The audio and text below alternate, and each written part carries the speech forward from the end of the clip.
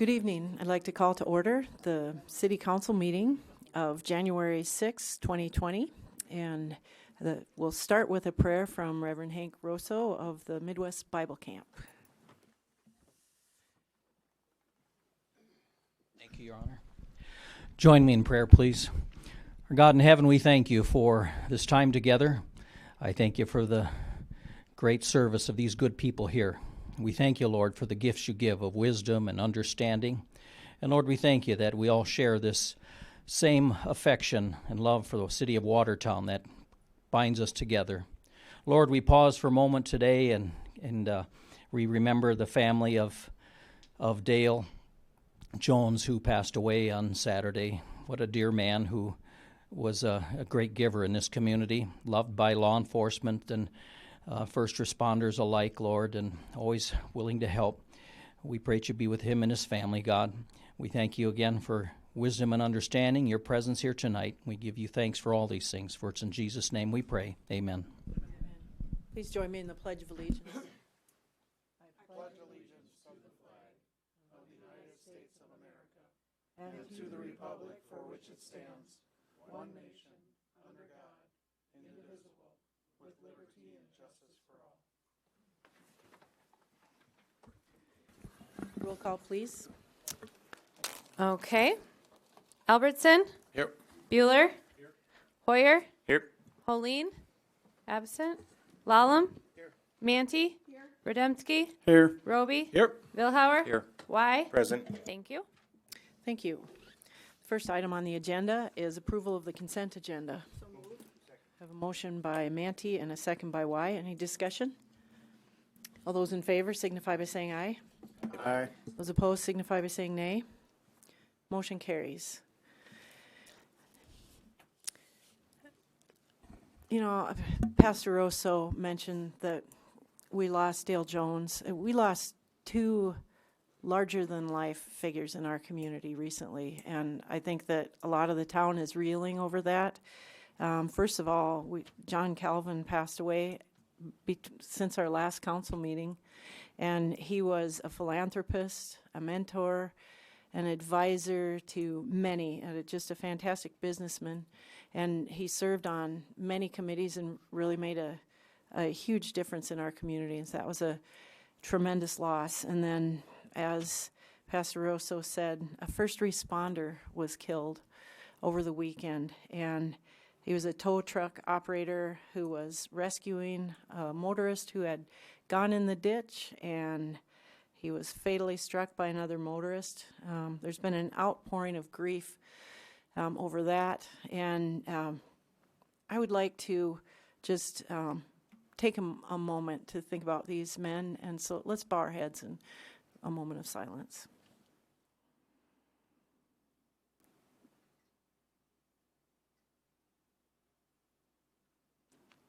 Thank you very much. And I just want to reiterate the obvious.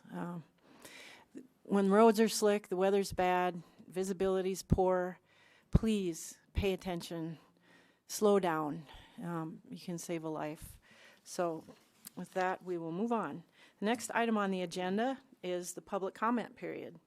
If there's anyone in the audience that would like to come and speak about anything, please come forward and state your name into the microphone for the record.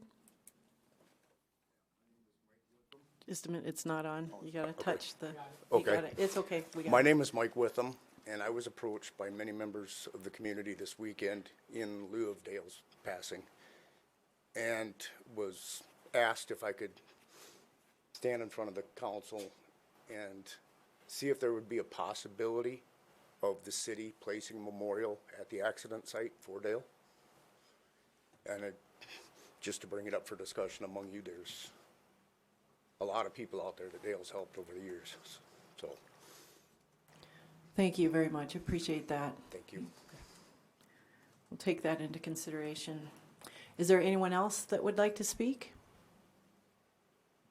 See none, we will move on to item G. And before I do that, some of you may have noticed that we have a different format in our council agenda, and I'm struggling with it a little bit. We have letters instead of numbers. And this is a brand new software that we're using. Eventually, all of our agendas will be posted using this software.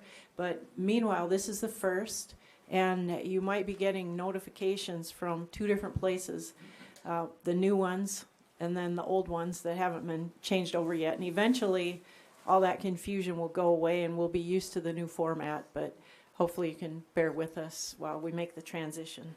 So item G is approval of the agenda. So moved. Have a motion by Billhauer and a second by Lallam. Any discussion? All those in favor signify by saying aye. Aye.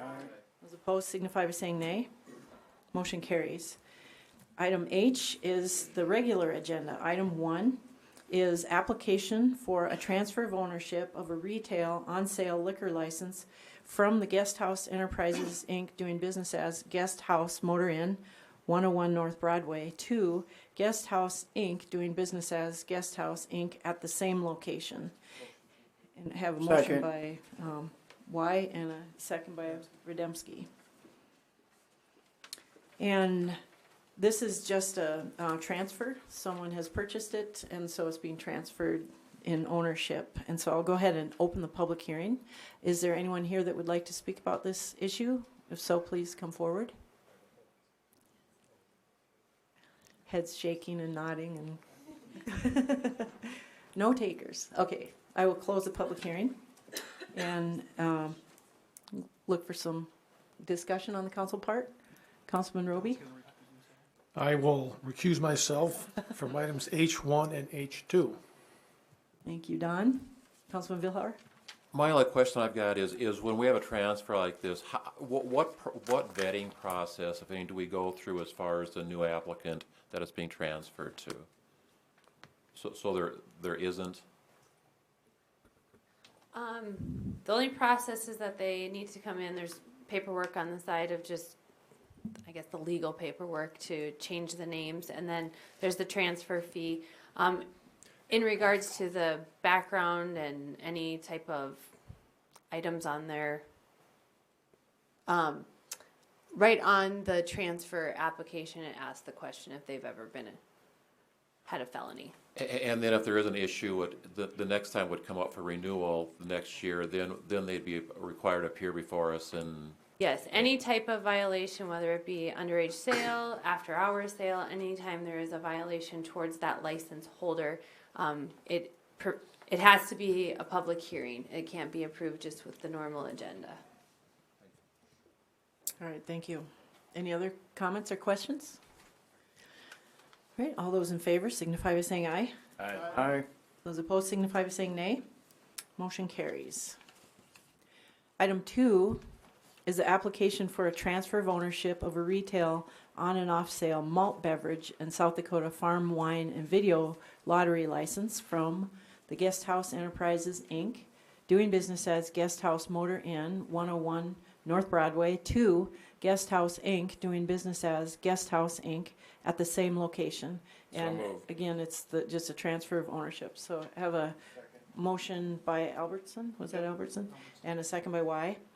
And I will open the public hearing. And if there's anyone here that would like to speak, please come forward. See no one, I will close the public hearing and entertain council discussion. Any questions or comments? Councilman Lallam?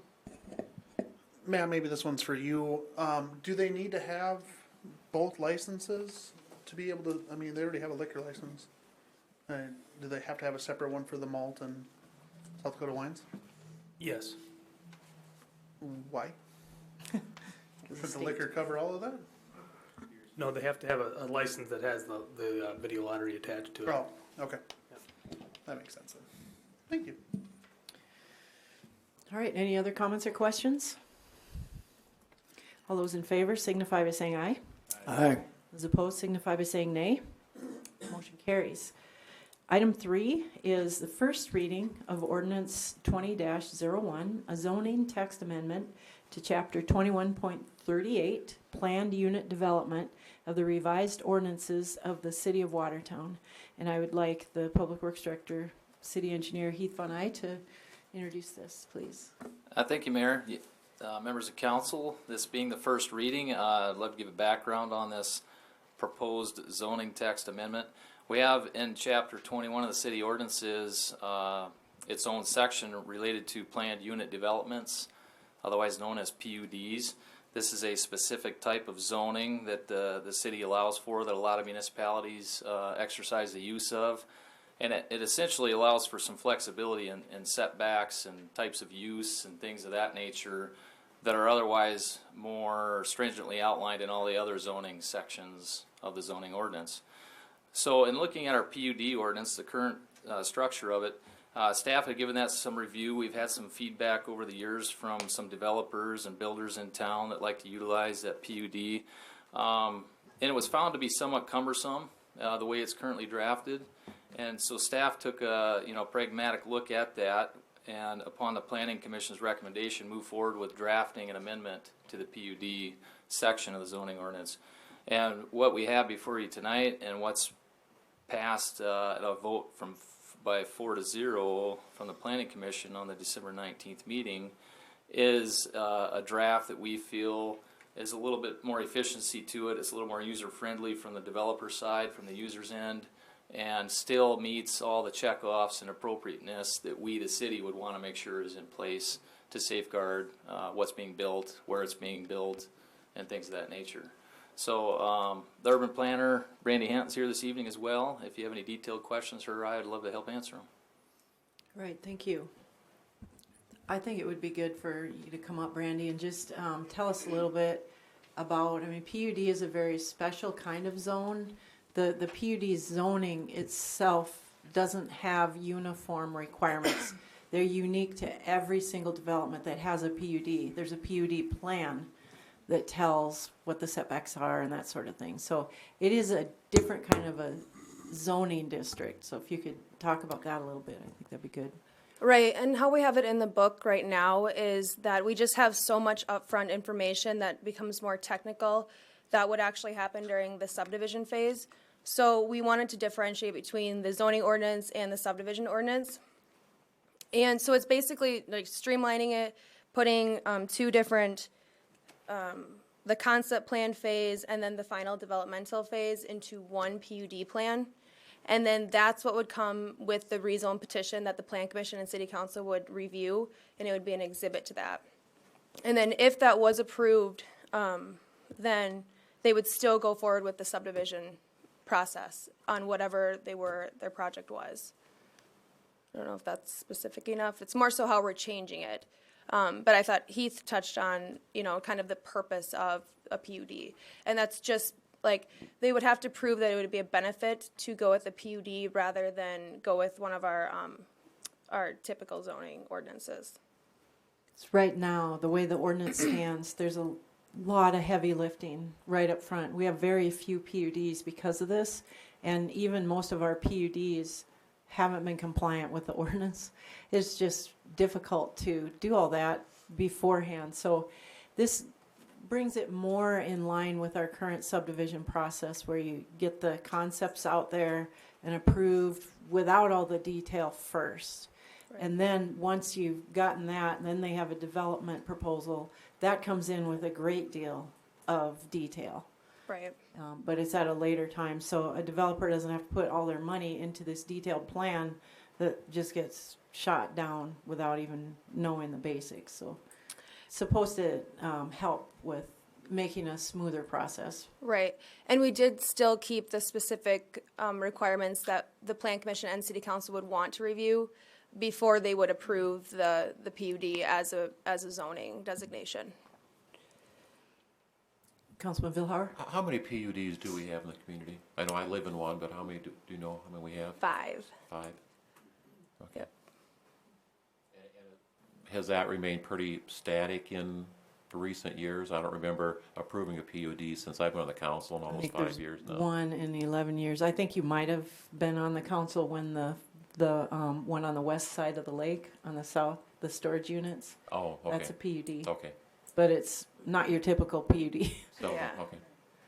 Yeah, the more typical ones that you guys would be familiar with would be Dakota Commons or Northridge. Yep, and Summerwood. Yeah, generally they're housing with a little bit of a twist. It's mixed use. They'd have a combination of things that you wouldn't be able to do in any one zoning district, but it would make sense to do it, but it just doesn't fit within the confines of our existing zoning rules. Well, I'll be thinking about this because it'll come back at the next meeting for public hearing and some action. Thank you, Brandy. Yep, thank you.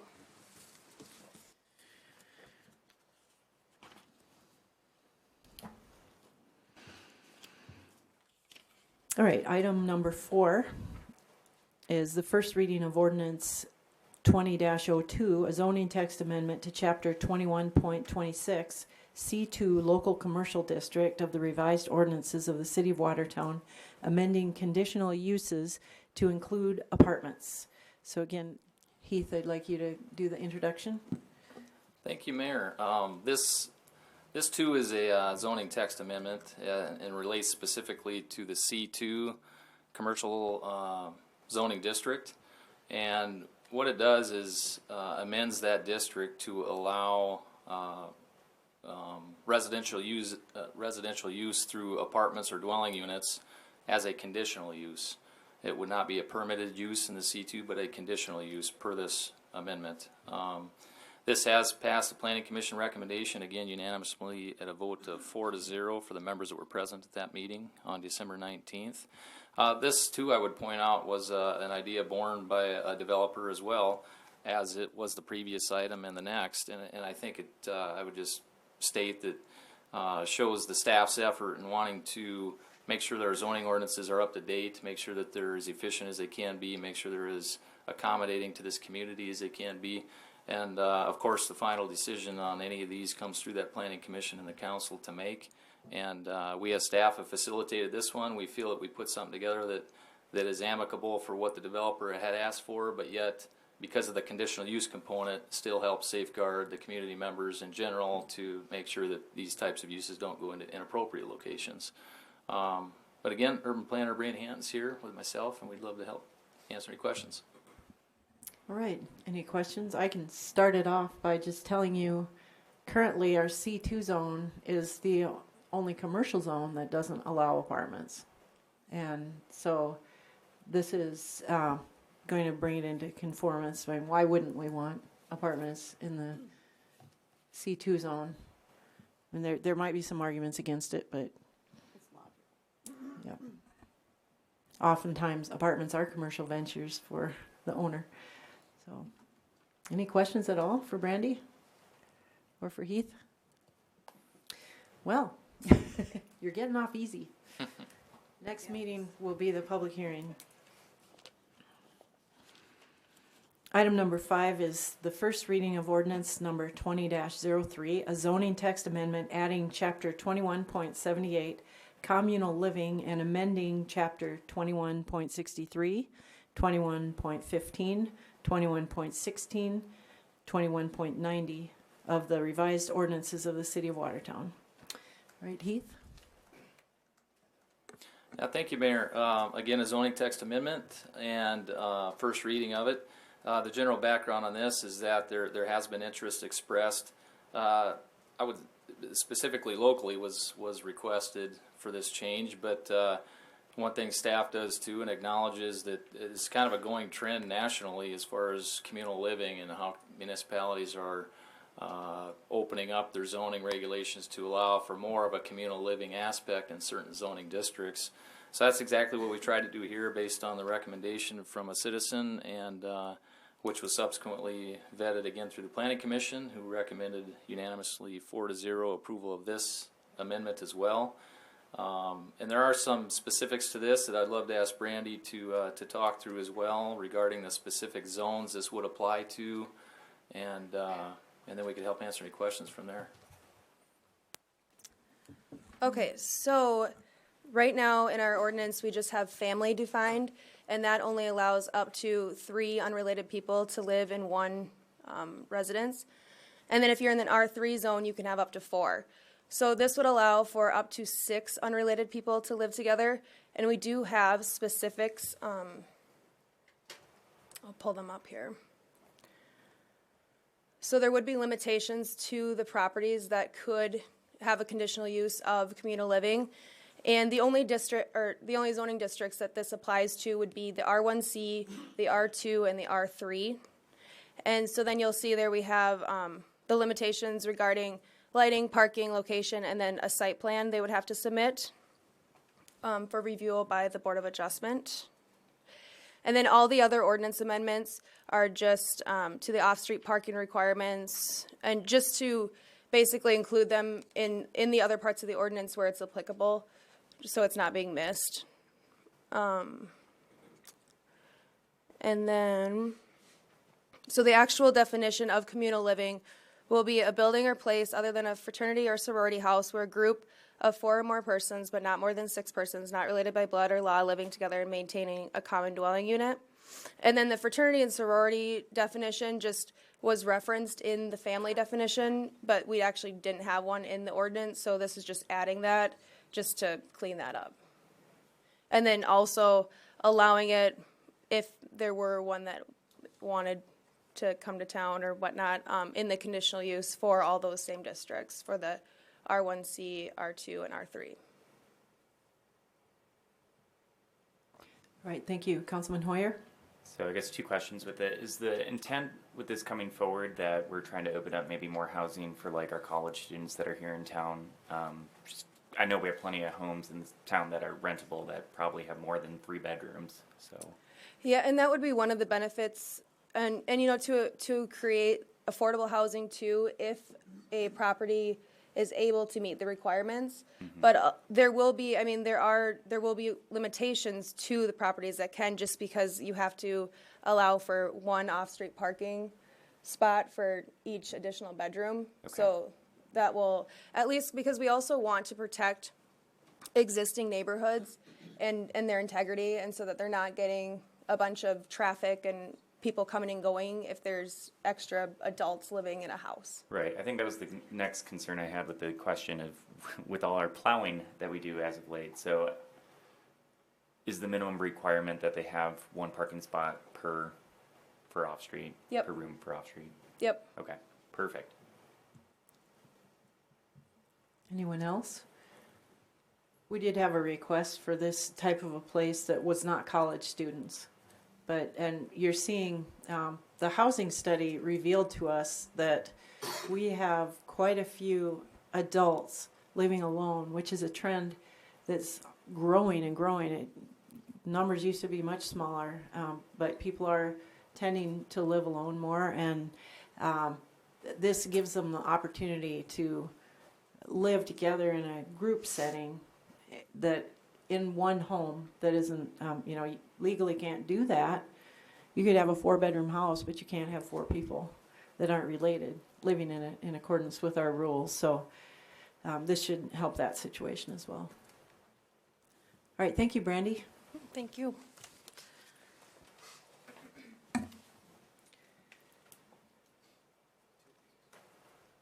Item number 6 is authorization for the mayor to sign a revised intergovernmental contract with South Dakota Public Assurance Alliance. Motion by Lallam and a second by Hoyer. And I'd like Matt Roby to tell us about this. Thanks, Mayor. This is our agreement that we have with South Dakota Public Assurance Alliance. And it's not an agreement that gets annually approved. It's basically ongoing until changed. And we were sent this about a month ago. The board of the Assurance Alliance added just one provision that allows or that prohibits any member from suggesting more than one person be a board member. That's the only provision that changed, and that's what approving this item would accomplish this evening. All right, any questions or comments, Council? Councilman Roby?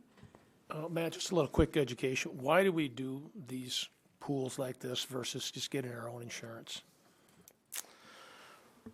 Well, I can't really speak to the history behind why we do. I think my understanding is 30, 40 some years ago, there was some catastrophic losses that led the private insurance market to drop a bunch of our public entities. And the legislature created this mechanism for an intergovernmental agreement to essentially create a risk-sharing pool and it's just evolved from there. My understanding is in the past, city councils have considered private insurers, and I don't know if the coverage has been comparable for what we pay in premium. I know that I can only speak for myself, but I know that we've had a very good working relationship with the Public Assurance Alliance and their representatives that come around. But at the end of the day, it's council's choice if they would like to pursue the private insurance market at some point. Any other questions or comments? All right, all those in favor signify by saying aye. Aye. Those opposed signify by saying nay. Motion carries. Item 7 is authorization for the mayor to sign the memorandum of agreement regarding funding of 211 services in Cottington County, South Dakota, along with Cottington County, Prairie Lakes Healthcare System, and the Watertown Area United Way, and to authorize the city's share of the cost with a payment in the amount of $3,279.75 each year for an initial period of 3 years to Helpline Center for 211 services. Motion to approve. A motion by Lallam and a second by Mantee. And I know we have some folks in the audience here. Lisa Dahl from the United Way is here, and Brenda Hanton from Cottington County.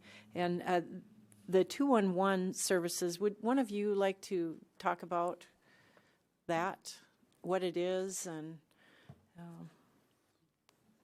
do have a quick question. What is the 3 year just to see if this is going to work? Is that process, or is that what people have committed to? Is a 3 year? Hi. No. I'll answer that. I think that because if we get startup going, hopefully by February, by the time they get all the data collected that they need and get the lines turned on, it'd give us, that year probably isn't going to be a real good glimpse of what a year will do. The following year should give us a pretty good idea of our return on the investment that we make. And then at the third year, we can review that and see if it's going where we want it to go. So I thought it just gave us a good chance to kind of review as we go along. So. 211 will collect that data as well for us and kind of let us know where our strengths are, where our weaknesses are, and so that will help us as a city, county plan of, our shortfalls or where our expertise is, so. right? Do you want to talk about what it is, who does it, where does the money go, and what is it used for? Sure. I'll refer to their little informational handout. It's a blended call center, and so they're able to, the types of calls that are offered through 211 are basic human need resources, mental health resources, and disaster response. They are a blended call center because they're accredited to take crisis. So if somebody would call in with, suicide issues and things of that matter that need to be worked through, they're able to help them through that. They're cross-trained. It's not volunteers at the center. The calls will go into a center in Sioux Falls. That's a 24-hour, 7-day-a-week call center. And so they also collect the information that comes in. Brenda had kind of mentioned that they'll give us that data as we go through to see how many calls were related to suicide, how many were information referral, and things of that matter. Another nice component of having the 211 helpline is through that data collection, then if there would be an event of flooding or tornadoes or things like that, and we would need to get some federal assistance from FEMA, they kind of have all that data collected and they're able to help turn that over to emergency management, and then we're able to get that assistance going quicker. And so there really are a lot of benefits. There's that human connection. So if I Google food because I'm needing food, it's probably going to pull up Perkins, Burger King, and those food Harry's, those food places. And it's not going to be that human connection. Maybe you need a food pantry. Maybe you're wondering where there's a meal being served and what times. and then say because you're needing food, you maybe are also having a problem with your utilities, they're able to walk you through those things and help you all around instead of just that immediate thing that you're looking for at that moment. So it's that human connection that just can't be replaced by computers yet in this day and time. So Right. I think a lot of the calls that might come to the 211 line are going to the 911 line, and it kind of inappropriately. right. And this is will be a relief for our 911 services as well, once we get it up and rolling. Yeah, and Scott McMahon, he went to Minnehaha now and is helping with their 911 center, and he also happened to be there during the tornadoes that went through in the Sioux Falls area, and he admitted that he didn't really know what 211 Helpline did, but it was such a huge impact in that area. They were able to keep 911 open for those true emergencies and then be able to help people with the resources and things such as a tree on their house or whatever through the 211 Helpline. And so it just relieved. And Brenda, I don't know if you remember what the volume was, but what they maybe had seen in calls in a month, they saw in that 1 week time frame. It was quite a big amount of calls that came in during that time of emergency. So, Right. Yeah, the only thing I would add, and that is true, like even in a time of a disaster or emergency of any sort, it takes the load off the emergency management office also, so that they're not dealing with trying to line all the volunteers and keep track of all that. 211 will help do that so that they can actually be doing what is more important at hand at that time. So, and the reason, I don't know if any of you realize, 211 Day in South Dakota is actually February 11th. So we're hoping that they'll be able to collect all of our data and get that compiled so that we can roll it out on February 11th, which would be kind of a nice perk for us to be able to get that publicity out there that it is now available in our community. So, Right. And I might add, there's no way on earth that we could provide this service for this cost ourselves. We're taking advantage of the volume of, a center that does this for a larger region. They have experienced people on staff, and it's really a good deal for us. and then it passed through legislation, but the Senate bill that allowed for the funding match, and so typically what would have cost us just over $26,000 for a year, now the match is half of that, so it's $13,119, I believe, then divided by the 4 partners. So it's quite a good deal. Right. Councilman Vilhar? Lisa, that amount is determined by or driven by population size, Right. is that correct? Yep, it's approximately 92 cents per person for Cottington County population. Now, if the state were to, what's the concern about the state possibly pulling out their share of the funding and all of a sudden it falls solely on us? Do you want to speak to that at all? Sure. So we've posed that question as well. They were not seeing that going away. In fact, there was talk of that possibly increasing. They're trying to have, the point of that funding is to try to have all of South Dakota with the 211 helpline services activated in each of the counties in South Dakota. And so they're just saying now that is not anything that they're concerned about. It's actually a line item in the Department of Social Services budget. And they're seeing that maybe increase, but they're not seeing that going away anytime soon. So that's kind of what we heard back from them on that question. All right, thank you. Councilman Albertson?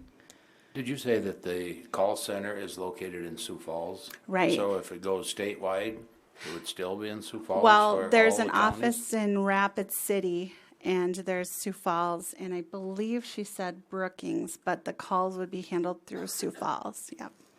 And it isn't volunteers. They have to be trained and go through a pretty regiment training process in order to be able to handle the crisis component of those calls.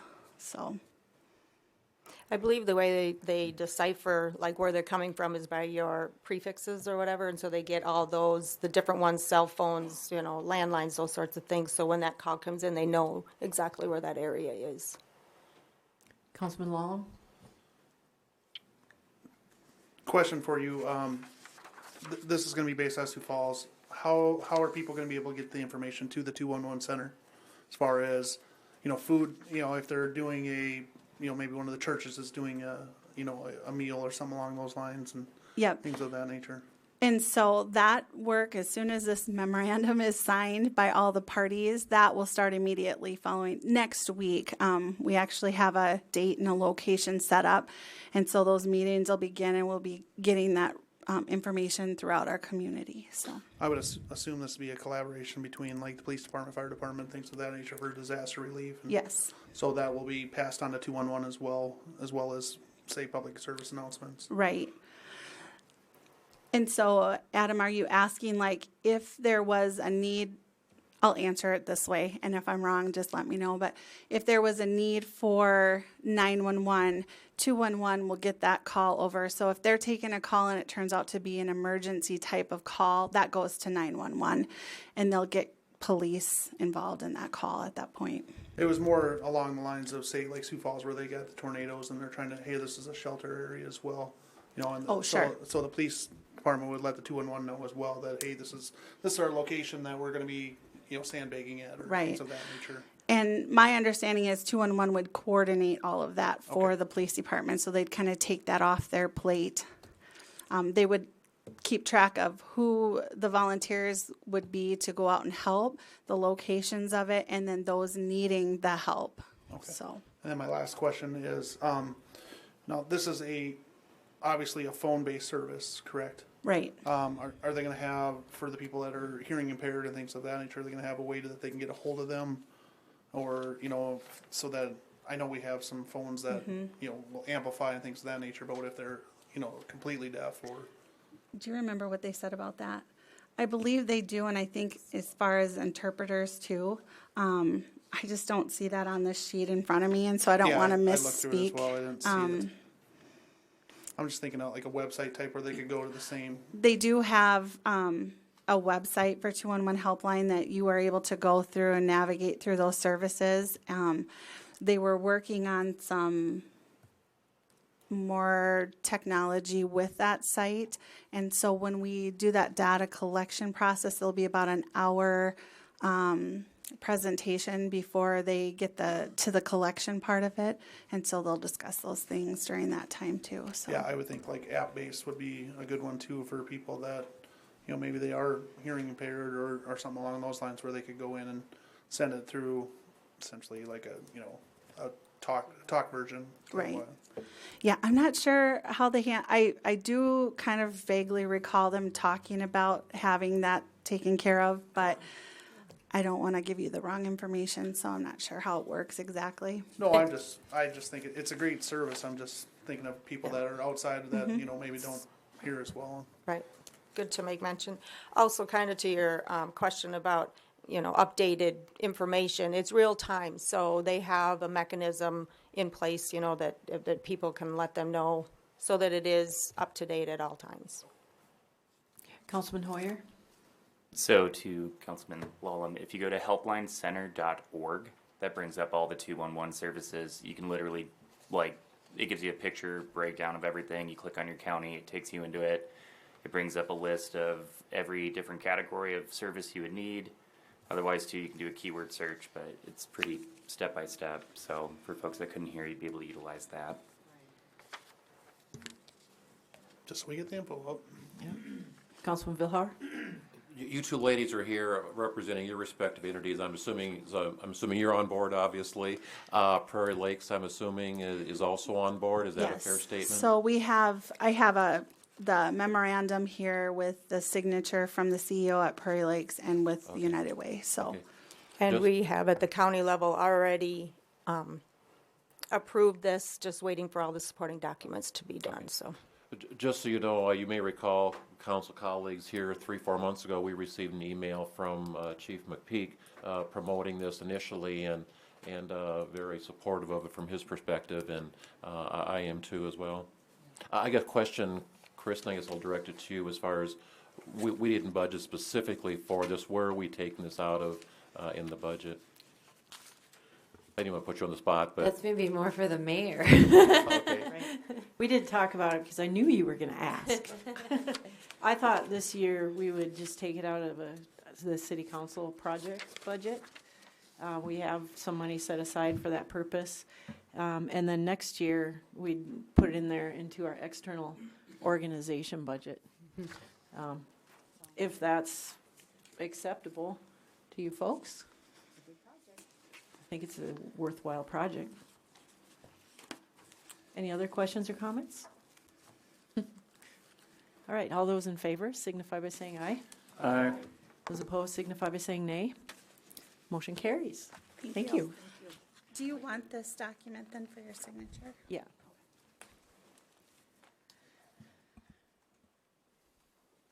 Thanks. All right, item I is old business. Is there any old business? Councilman Roby. Heath? Yes, Councilman Roby, update on Cherry Drive Drainage Way, I presume is why you Read my mind? called on me. That is in a final review phase ahead of submitting that application and design to the Corps of Engineers.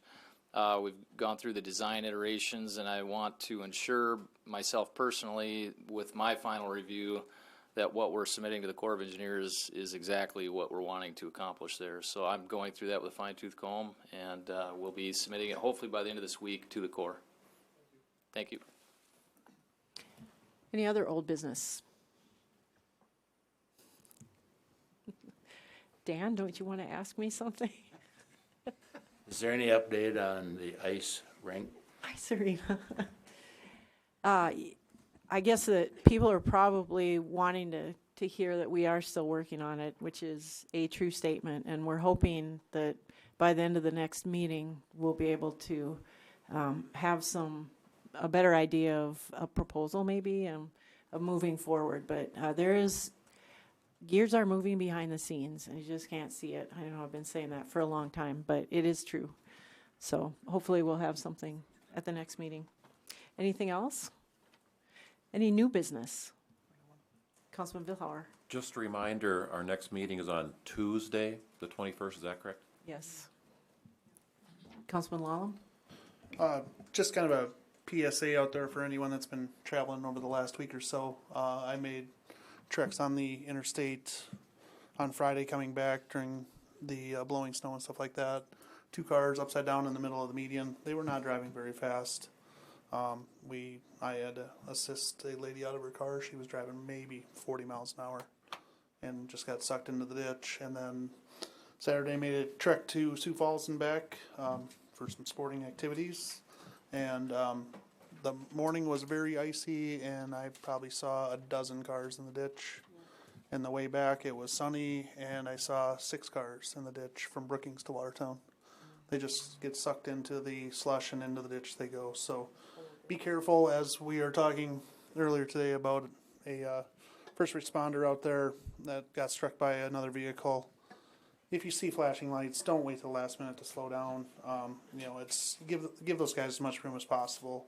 I know the plow guys on the interstate were the ones that helped get one of the people out of the ditch. They were out there, attempting to get through the snow with the rest of us. So give them as much room as you can possibly get. So in town as well, if you see an ambulance or a fire truck, slow down way ahead of time. It's very dangerous out there. So that's my plug. My mom will be proud. All right, thank you. Any other new business? Any liaison member reports? None? Oh my goodness. What are we going to do with all this time on our hands? We do not have a need to go into executive session, and so I will take a motion to adjourn by Lallam and a second by Y. Any discussion? All those in favor signify by saying aye. Those opposed signify by saying nay. Motion carries. We are adjourned.